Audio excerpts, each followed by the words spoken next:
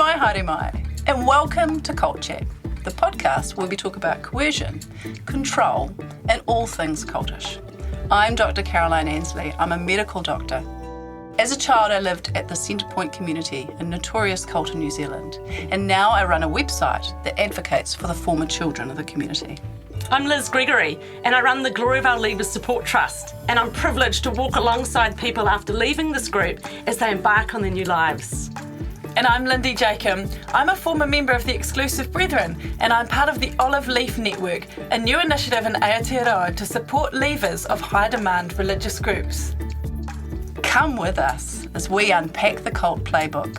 We'll be talking to experts and leavers of coercively controlling groups, and we will call for Kiwis to cult-proof their lives. Come with us as we traverse the cultiverse.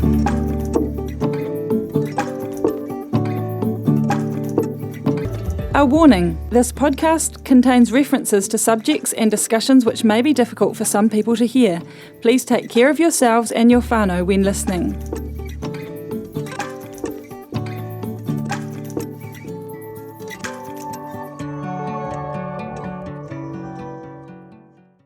Hello, ladies. Welcome again to Cult Chat. It's so good to see you guys. The beginning of a new year with some suntan on your faces.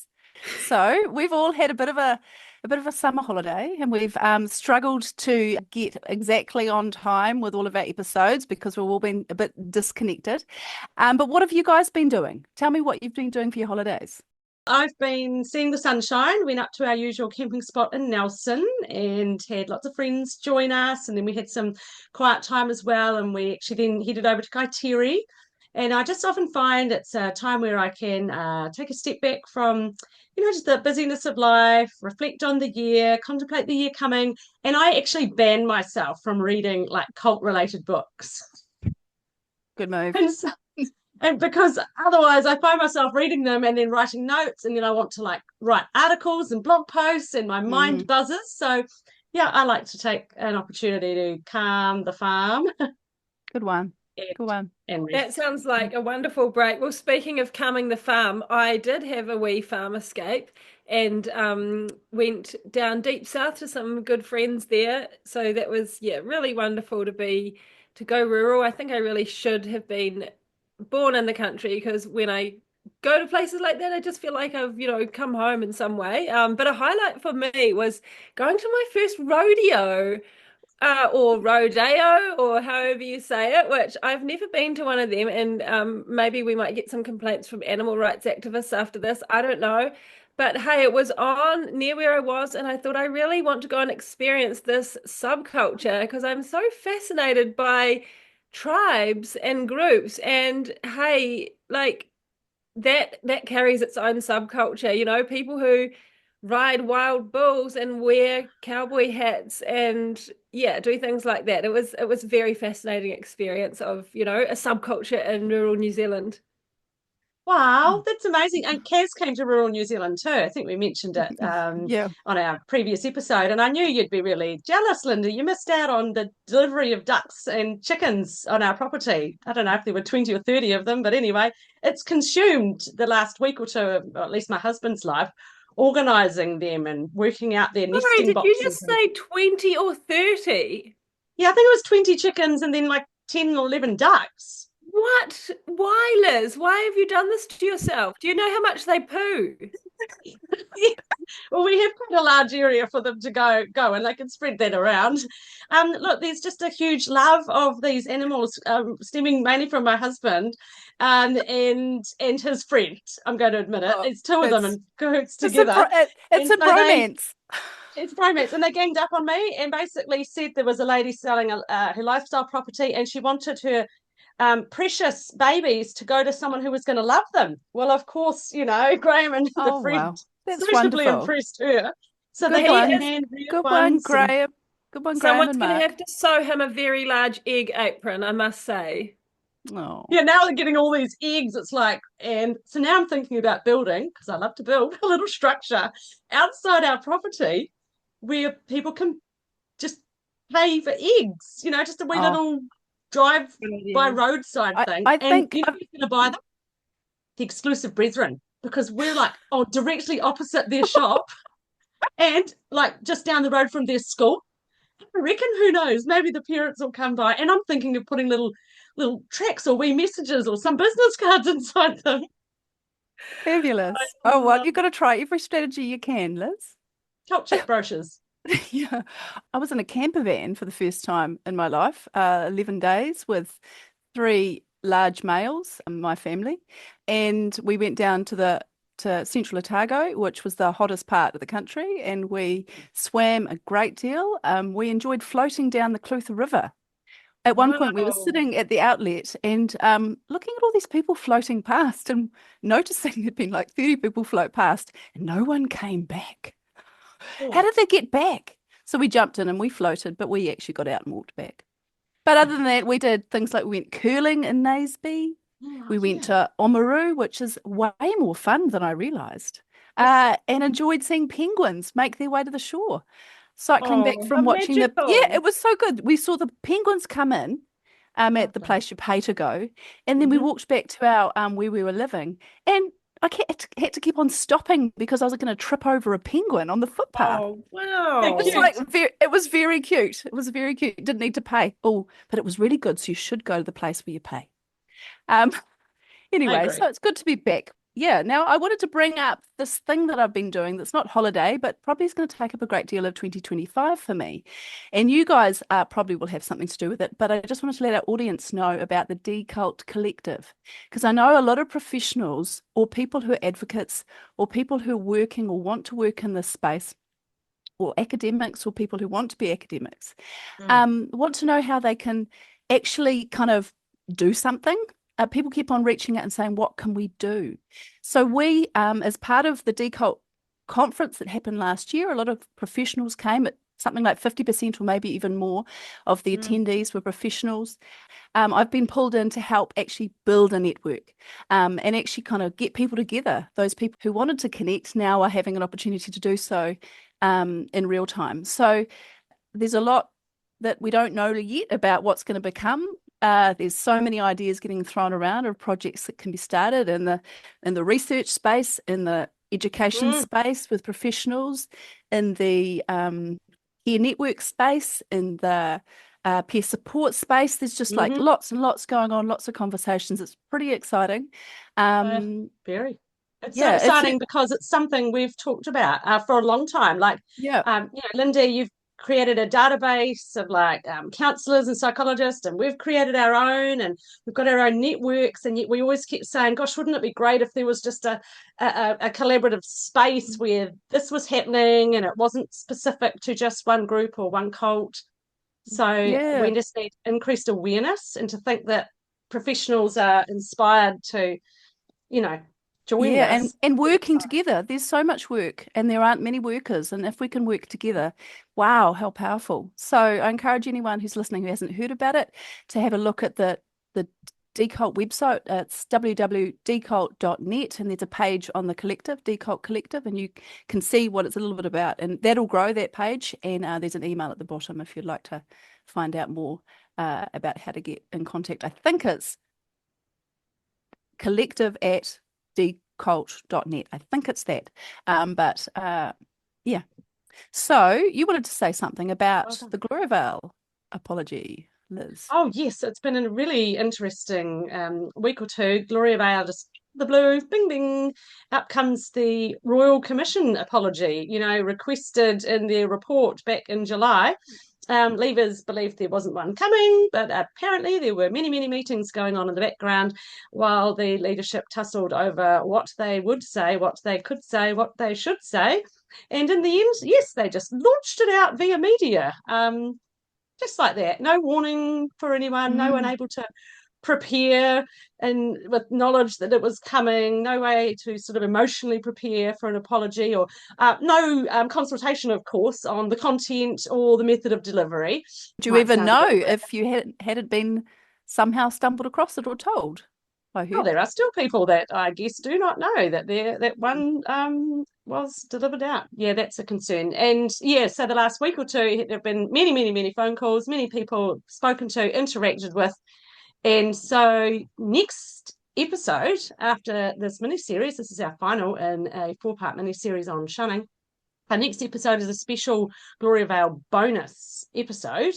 And it's not just going to be talking about the apology. I'm actually going to be interviewing Steve Patterson and Dennis Gates, who are 2 of the 3 lawyers that have been working in the Gloria Vale sphere. And we're actually going to look at 2024 in review and what's ahead for 2025. And we touch on the apology as well. And I've written a blog post about the apology and Lever's reactions. They were all over the media with the reactions. So I've pulled together their quotes and comments to see why it was that what appeared to be a well-crafted apology, why wasn't it received well?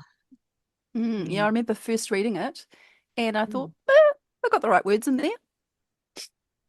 But if you know a bit more, if you know what the history has been in and you've experienced what those inside have experienced, it suddenly looks very different. And not just the history. This is it. It's like what's currently exactly. happening, just the way that levers are still being treated, and there's still court cases going on, and they're still denying things, and there's still protection going on. And so it all sounds a bit rich. Oh, yeah, the best line. Well, I don't think it was the best. It was just untrue, that we honour the courage of those who've spoken up. It's like, no, you don't. You're still shunning people. Like, how can you even say that? That's just... to me, my reaction to it highlighted, like, as someone who's been listening to you talk about the details all this time, my initial reaction in those first few minutes was, like I just said, oh, those words sound good. The superficial reaction of the average person will be that.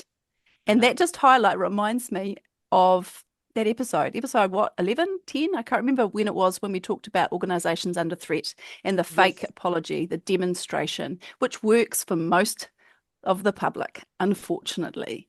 And that was the demonstration.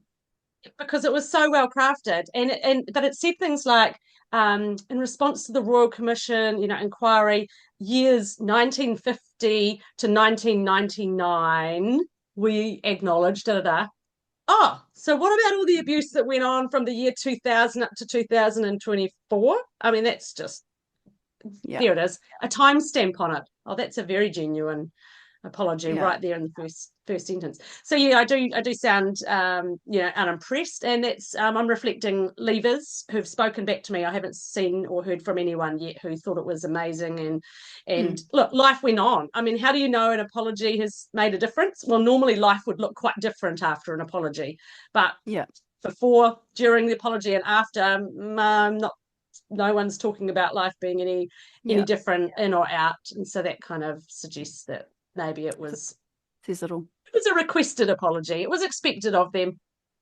A demonstration. Anyway, we can talk about that in our next episode. Yeah. All right. So moving on, we have had 3 episodes on shunning. The first was from UK-based academics Lindy and Savin, who describe what shunning is and its devastating social, emotional and psychological consequences. Shunning number 2, with Lindy and Savin, describes some of the ways those who experience this can take action for their own recovery and how they can start to view the experience differently. And shunning number 3, which was an interview with Craig Hoyle, who was excommunicated from the only world he knew in his late teens, that of the Exclusive Brethren, or the Plymouth Brethren Christian Church. Craig was interviewed wonderfully by Lindy, who happens to be his cousin, at the Decult Cult Awareness Conference in Christchurch in October 2024. We had been actually meaning to interview Craig for some time after his book came out. We've been talking about it, never quite got round to it. And then Lindy and Craig took to the stage at Decult, and it was so powerful we figured we didn't need to do it again. So today we're going to talk about the interview with Lindy and Craig at Decult. We're going to pull some of our thoughts from the interviews with Lindy and Savin, and hopefully myself and Liz will say some clever things. Otherwise, it's going to look a lot like Lindy is far too amazing to hang out with us because she did those 3 interviews. So, but Lindy does have a personal experience of shunning, so I think this will be an opportunity for her to share some of that again as well. Yeah. I just want to reflect on Craig's interview and Lindy's discussion. He just said some things that really took to me, like, quite closely, and I've walked around with them in my head for a while now, And then I listened again to the episode just today, and I got myself a pen and paper and wrote down some of the points he made. And then I've just found the two lots of paper, and I've got exactly the same quotes written on the two occasions I've listened that really jumped out at me. And one of them was about shunning, that being in pain is the point. That's the point of shunning. It I wrote is that a down too. Yeah. cruel activity, and it's the word cruel that's really stuck with me. It's a cruel activity. It's deliberate. It's insidious. And I thought, goodness, what a terrible thing for groups to do to other human beings, and even worse for people to do it if they're doing it in the name of religion and then in the name of God. It just goes up another layer of it's sadistic. It's horrific. It's cruel. Yeah. Sometimes I think in our society we've lost touch a little bit with the power of the social network and the power of the group and how much it's integral and utterly the base of who we are as people, which is sometimes why I wonder if that's why we fail to understand the impact of shunning, because in the Western world we are so disconnected and separated already, and maybe it means more in societies where the tribe is more central to who they are. And that doesn't mean to say it doesn't affect those in the Western society as devastatingly. It just is why I wonder why it's not understood by, so instinctively understood how cruel and destructive it is as a mechanism. It's like Westerners or New Zealanders, I can only speak to New Zealanders, just don't seem to kind of immediately get it. Lindy, and I wonder you if it's can because answer we're that. so disconnected already. Yeah, because Lindy, like Exclusive Brethren and say Gloriavale, because in their culture it's a bit more tribal. And so when you said to people you were being shunned, yeah, you mentioned that people were just like, they kind of didn't get it. And then when you explained to them what it was, I've had people, I remember being told about shunning and my eyes were popping out of my head when they explained what it actually meant, that like everybody wouldn't speak to you and they'd cross the road, and my eyes just got bigger and bigger. And I'm like, what? How can people behave like that? Is that your experience when you explain it to them? Yeah, I think so. And I mean, Kaz, I'm sure you're right that in a more individualistic society, people we're often families or people have got very fragmented social circles already. And so there can be a bit of a mentality perhaps of, oh, like, why can't you just like move on with your life and make some more friends? Or like, yeah, I don't see my family either, or because I've moved to another city or something. And it's, yeah, and it is at a completely different level than that. And I think, yeah, I think you're right. I think, individualism is also celebrated, and sometimes to our detriment, that yeah, we're not realizing, or people haven't realized until maybe sometimes it takes a crisis, or often it takes, people who become new parents for the first time, all of a sudden, yeah, you're going, oh my gosh, I actually really need family around. Or, it might be all fine and dandy sometimes to be living in real isolation or far away from your family or previous community, but there's just such a huge difference as well between if you've chosen to do that, if you're, a young adult who's decided to move off to Timbuktu or to go and live in Antarctica for a while, but you're still FaceTiming your family and friends all the time, and you know that, if you get mugged, your family is going to financially bail you out and rescue you, or, there's so many layers, I guess, to how we create social security and belonging, and it is very, very difficult for people to conceptualize, not just losing one or two of those layers, but losing all of them. As I think we have mentioned before, that it probably the closest experience does feel like something like that of a refugee, but just simply from that aspect of, wow, there's just this huge social upheaval to everything of your previous way of life, and the cutting off of it. That you can't just FaceTime them, and you can't just, like, if somebody dies, there's no guarantee you're going to be informed, or you're going to go be allowed to their funeral, or that they've removed every photograph of you from their house. It's a grief and an upheaval for them on the inside as well as for those of us on the outside. Yeah. that's something. And to point out, and it may have been your interview with Lindy and Savin, this is not family estrangement. This is something called mandated shunning. This is where the people in groups are forced to cut you off as if you were dead, or they are punished themselves. This is not family estrangement. This is a full and total loss of connection. But interestingly enough, obviously some groups don't do a full disconnect. Some allow some bit of contact, and we're finding Gloriavale are loosening up their harsh shunning because they're losing power in there, and they're in the courts and they're being watched, and they've got pressure on them to behave more nicely to people who have left, particularly young ones. They're now loosening the rules around their mandated shunning for young people, and they're actually telling the parents, look, you're the parents now, we're going to allow you to make decisions about whether you keep in contact. So now there's this huge variation in Gloriavale where some families are keeping in touch, but others are doing more harsh shunning, and they're saying that each family makes their own decision, but that's still not true, because those that are doing shunning are doing it because of the ideology they grew up with. They believe that's right according to the eyes of God, because the group has wrongly can I just remind you of Wendy's definition? I think it was Wendy who said it was a socially enforced practice which is employed by a wide range of groups, which involves deliberate marginalisation or withdrawal of social interactions and communication with the individual who has been shunned from the community. So it's deliberate, not reactive. It's deliberate, and it's used as a threat. And so this is something I'm noticing in Gloriavale now, and it's awful. You've got young people leaving, 15 up to, early 20s, and they're desperately missing their siblings inside. But their parents, depending who they are, might be allowing some contact with the parents. Now, usually, of course, the parents are keeping in touch because they hope that the child will return. So there's often that is the reason for the increase, the connection. And the young one knows that if they say, I'm definitely not coming back, that there's a bit more of a disconnect. And then the siblings are being used as collateral in this. They're being, I don't think I want you to have contact with your younger siblings then if you're going to infect them.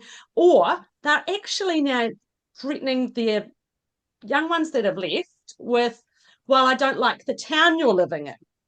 Now, if you move to such and such a town and go boarding with such and such a person, maybe we can have more connection with you. Or I can let you see your siblings. Or I'm not happy with the lifestyle you're living, but if you do this, then we can have more contact. Yeah, I had that. It's just kind of the same thing, but just slightly less. Yeah, it's still using the social environment or the family contact as to control punishment or reward. Yeah. Manipulate. Can we talk about a really important aspect of Craig's interview, which I think it really rammed home to me the harm in a way that I didn't hear in the previous interviews, was the multi-generational impact, not just for the person who's left, but for those inside. 4 generations that is felt back. He does this in his book in an extraordinary way. It's a great read, Excommunicated by Craig Hoyle, if you want to read it.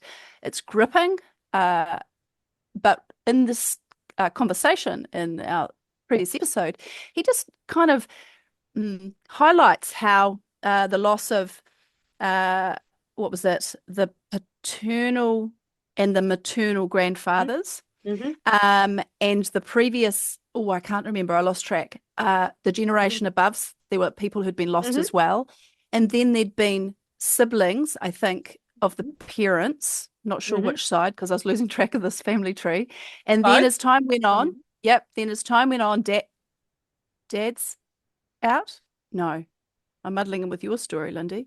Then as time went on, he left and his brother left, and it just across the generations and the disappearing, this concept that people would keep on leaving, and you knew that people were leaving and you never heard of them again, and they could disappear, and that might happen to you one day, or someone that you believed you had an unconditional connection with. The fear in that child. Yeah, that really struck me. Disappearing relatives. It's definitely a brutal social tool, that's for sure. Yeah, and Liz, I'm fascinated to hear you say that Gloria Vale, appears to at some point to be softening. And I swear that these groups are probably paying some, like I literally just so think that these groups are probably paying the same PR firm. And we've definitely heard of that there's some really hefty PR companies that normally like celebrities or big businesses use to do damage control. That the word is that the Brethren have paid them to help them with some of their public relations issues, and some of those exact lines that you just used about Gloria Vale, the Brethren have begun using, and also I've noticed other groups like the JWs using them. And it can't be a coincidence that as awareness grows and public awareness of these things is increasing and we're talking about it, that all of a sudden these groups are developing what appears to be quite a cleverly crafted PR line, like, oh, it's not us, it's family estrangement. And oh, we're so sad when this happens to families, but it's not us. It's just these poor families have broken up and it's the parents' choice, but as you say, it is not that simple.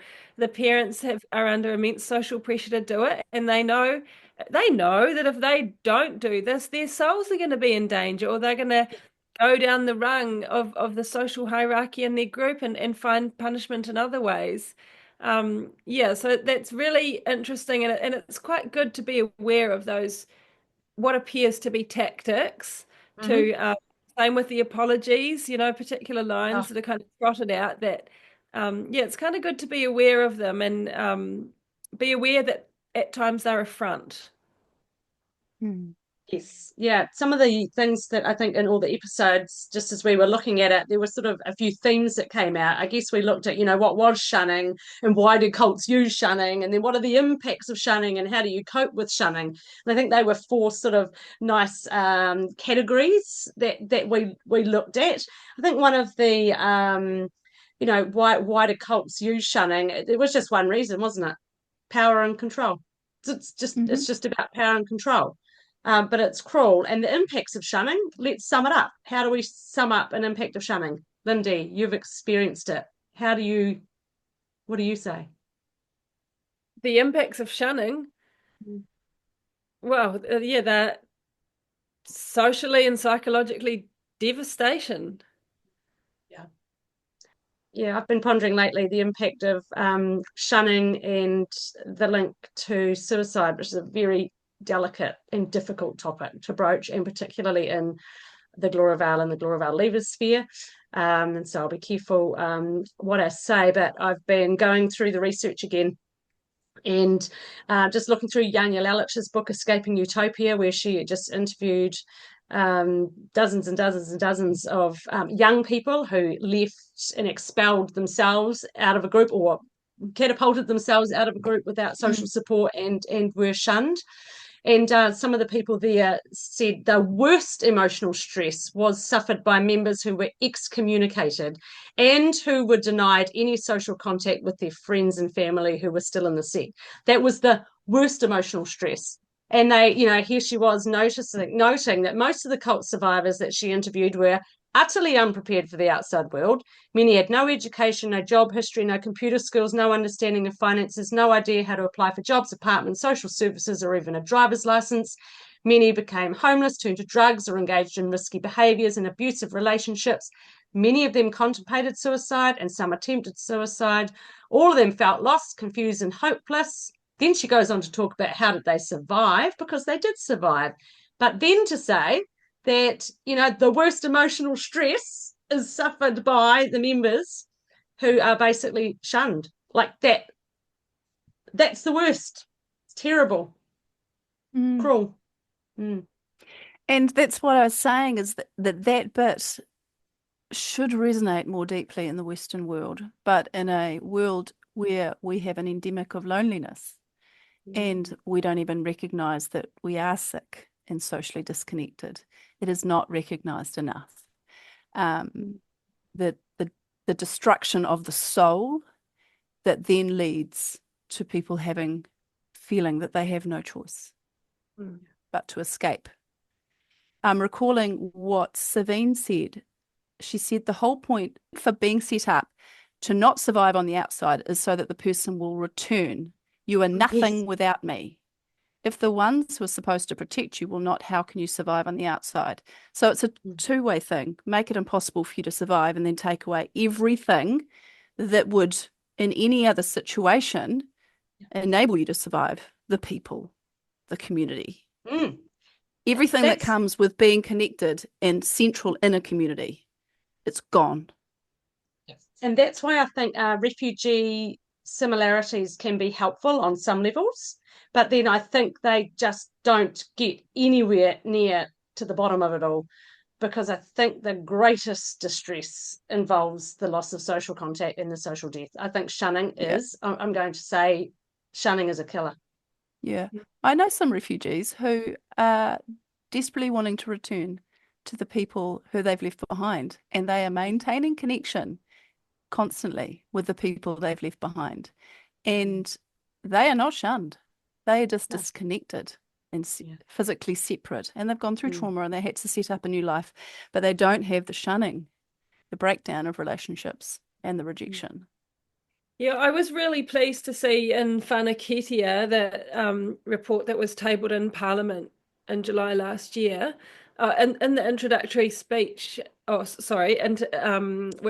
came out of the Royal Commission of Inquiry into Abuse in Care, for our listeners who may not be aware of that, or from out of New Zealand.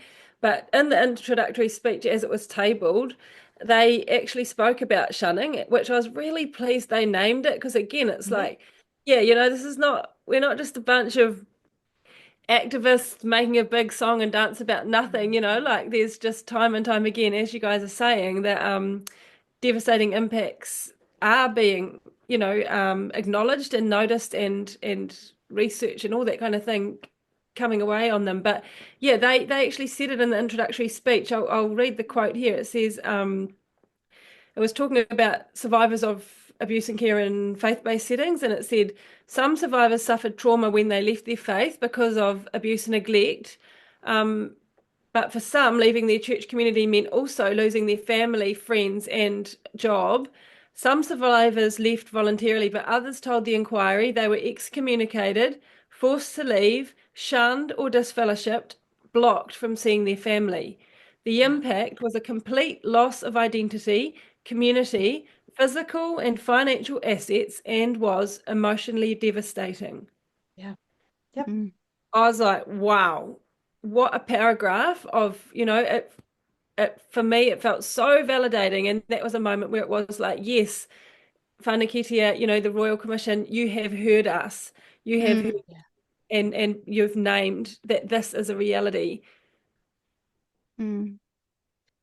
Yeah, you're right, Lindy. That was incredible just to have that recognised. And I think we need to keep harping on about shunning being a killer. It kills people's souls, and people go on to have mental distress. Craig brought out a couple of interesting points about shunning, and it links to Lindy's story as well. And it was when he went to visit his grandma, she was dying, and he sort of had to trade off and do an agreement that he wouldn't go to her funeral, but he would be allowed to go in and have a visit. And it reminds me that cults often use people in trade-offs because people are their currency. And so he agreed to that. And there was just those stony silence with the people who met them at the door. And he said, I realised she had been dead to me for years. Mm-hmm. And Yep. Linda, you had that same experience when you had grandma's death, but your grandma had actually kept in contact. And how incredible was it? How heartwarming was it for you when you felt like grandma hadn't really cut you off, like she was secretly still thought you were okay?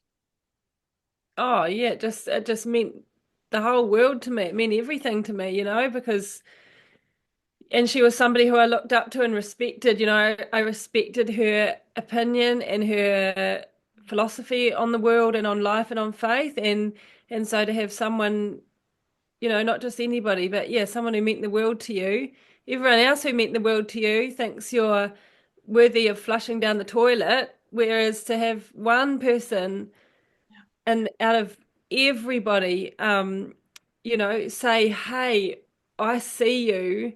This is not true, what they're saying. I think Savin at one point talked about, we hear a lot about gaslighting in a domestic, intimate partner situation, but she said, what do we do when a whole community is gaslighting you? And yeah, that's what it was like. It was like everyone is saying, you're the bad one here, you're seeing it wrong, you're deluded, you're demonic, you're demented. And then to have one person step into that and say, no, you are seeing right. This is the Emperor's New Clothes moment.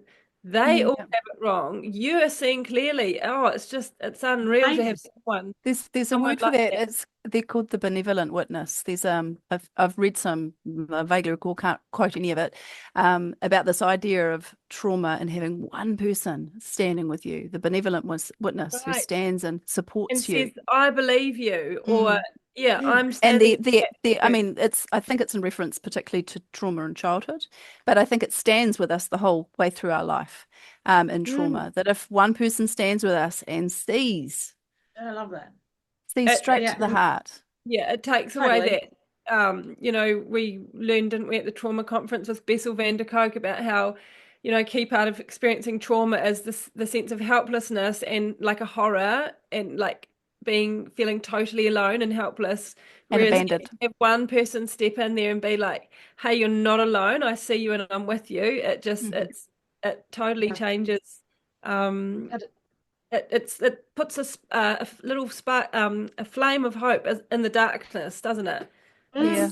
Yeah, we've got that happening actually with people at Glorabelle at the moment. I was just on the phone to someone prior to recording here today, having a talk about it, and they have someone in there who is connecting with them, and it's just so life affirming. But this person's also beginning to absorb other material and allow some other views to come in, and so that's a dangerous slippery slope. And we talked about the concept that Craig mentioned, widows for the truth. And so our phone call was actually around the concept of widows for the truth. And Craig and you talked about these ladies who often get thrown out, or their husbands or them, they get thrown out. There's often pressure on them to go back into the group. And when they're there, they become exalted. And I'm like, this happened in Gloriavale. And these women get stood up on platforms and stages. And when we went to Gloriavale for the concert, we stayed for the church meeting the next day. And a woman stood up and she said that I gave up my family and but when I get to heaven, the Lord will say, well done, you good and faithful servant. And I felt ill and sick that she'd given up husband and children, firmly believing it was the right thing to do. She's a widow for the truth. Do you know how hard it is for widows for the truth to realize that that group lied to you, that you were abused and exploited, and everything you've lost was for a lie? Like, they're a hard group to reach because that's a lot of loss that they then have to come to grips with.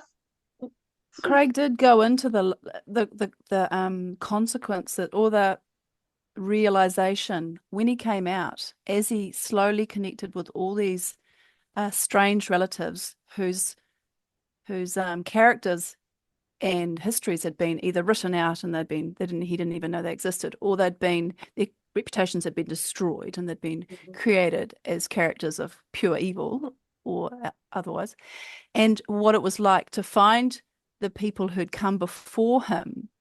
And Grandpa George wasn't evil.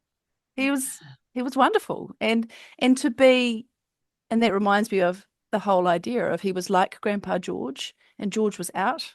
What does that say to a kid?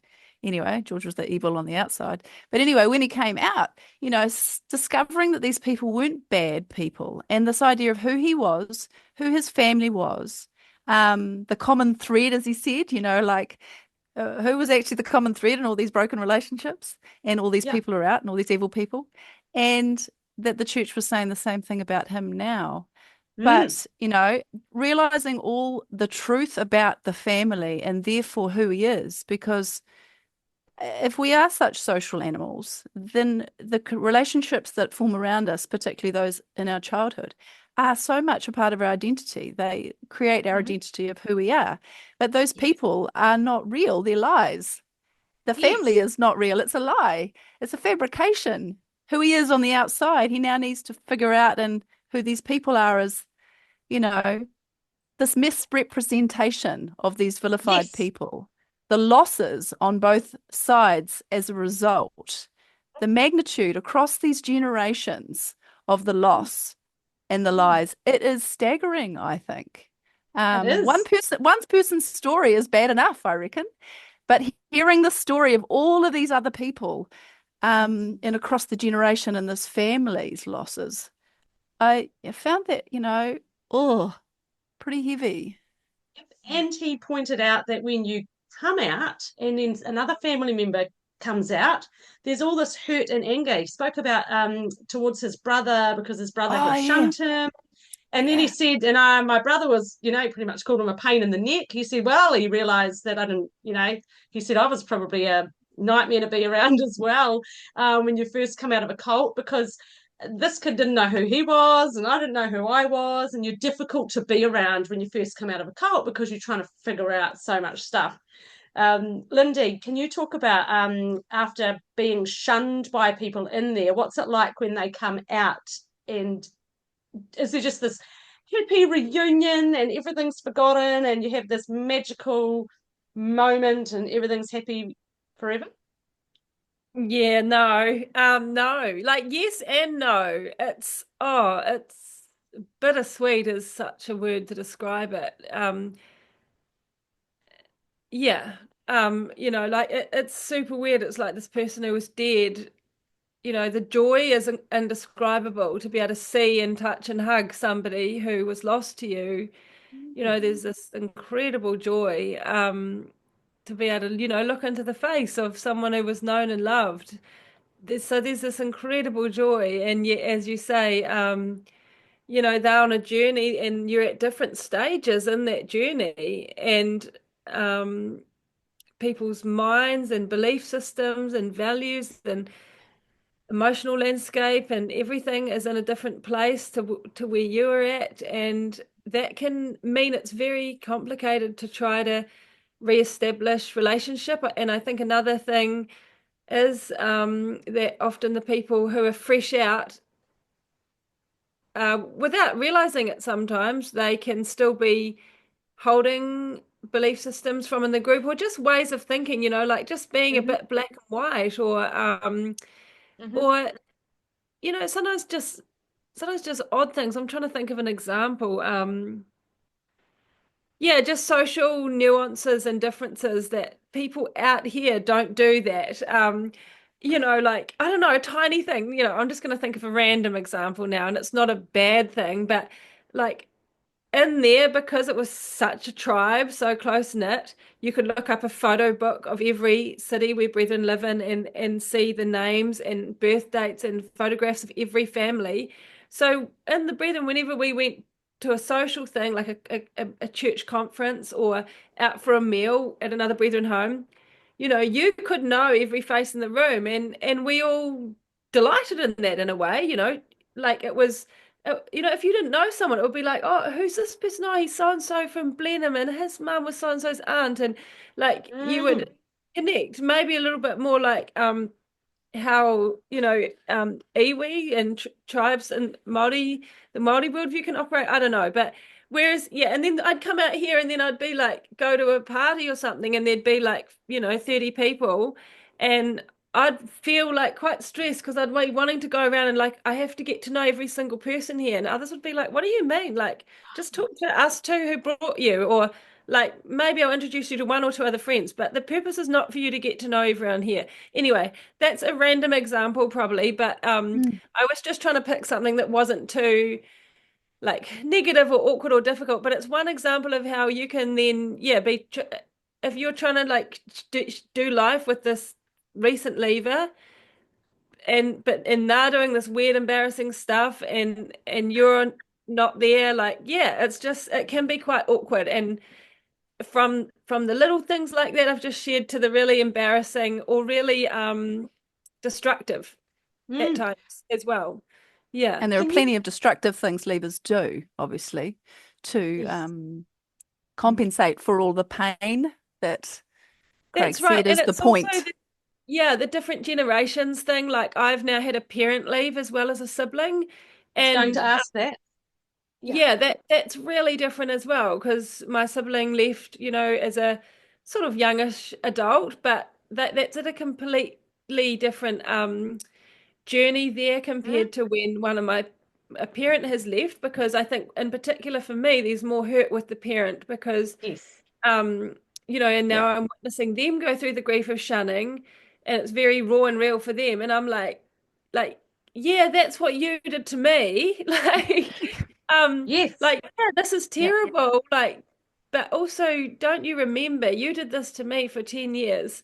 um Oh, 10 and years. they're like, oh yeah, and it's really interesting, and kind of again a bit of a painful joy, and as joy is not quite the right word, but seeing them suddenly deeply realize what they did and what they participated in, and seeing them reflect on it and look back and go, yeah, like, I thought I was doing the right thing, or Yes. talk about the immense pressure they were under as a parent, and that actually enabling me to have compassion for them Mm. instead of just viewing them as you're this awful person who hurt me so much. I can then hear about the immense pressure and pain they endured, and Hmm. and they could share about the pain on the inside of missing me for all those Yeah. years. And Yes. so some deep repair can happen, but Yes. it's really raw stuff. Yeah. Yeah. So, Lindy, yeah, with your dad having left and he shunned you, and now he's experiencing shunning, are there particular, is he mentioning specifics about incidents that have occurred, or is he just feeling the general shun? Yeah, he has shared quite a number of incidences of experiencing shunning from either his family members or others. I mean, for a start, his own father was buried in a church property just a few houses up from his own house, and he wasn't allowed to attend. So, that's one example. But yeah, also at one point, not too long ago, he was sitting on a park bench in a popular area of Auckland's waterfront, and was, eating his fish and chips alone for dinner, and then all of a sudden in front of him he saw his own an immediate family member and grandchildren walking right past him, and they must have seen him, but it was too late to like for them to like scurry off, and so they just like stonily like looked ahead and did not look at him and just walked right in front of him. And Oh, yeah, there are multiple stories like that from others as well, of just the pain of suddenly being confronted with a family member in a public space. Sometimes it's an airport or a grocery store, mm, and having that, everything in you wants to jump up and hug them, yeah, or run to embrace them, and yet you're met with sometimes them running away, or them stonily staring at you, or refusing to hug you. Like it can be an extremely traumatic encounter of yeah. that interface of such pain. So yeah, it's Yeah. Mm. really hard. Yeah. And it's because Powerful. your mum is now a widow for the truth, isn't she? Your mother Yeah. is still in the brethren with the rest of your siblings, and your father is out, and you're out in another one. Like she's a widow for the truth. How does that make you feel? Oh, it's devastating. I still love my mum, and I know we could have a wonderful relationship again.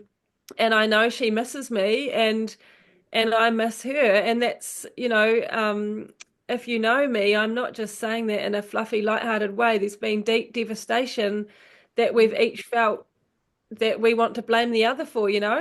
Um, and and yet I know that we could have a wonderful relationship again. And that's still a hope that I hold out. And yet, yeah, so I know, yeah, I do hold her, she's an adult, I hold her responsible for the choices she's made, because she has made choices to Mm, participate in this. in this brutality. She has But made choices it's there, a pretty stark choice. but it's a A stark pretty choice. Yeah, it's a and I can stark hold it. choice. Yeah, I can hold it with compassion and go, Mm, I can see that it was a stark choice for her. If she it's a chooses me, she loses her other five children and her Yep. goodness knows how many grandchildren, and yeah. she loses her community and her heritage. Like, It's an it's, impossible. yeah, it's a choice that no It's a one death should have to choice, make. It's a choice that no one should have to make. It's and ultimately, in between you and her is this organization who has That's right. deliberately, intentionally Yes, done this they've done over it. and over and over again Mhm. with no remorse, Yes. with full understanding, intentionally. Yeah, And that's right. But it brings me to where's the crime aspect here?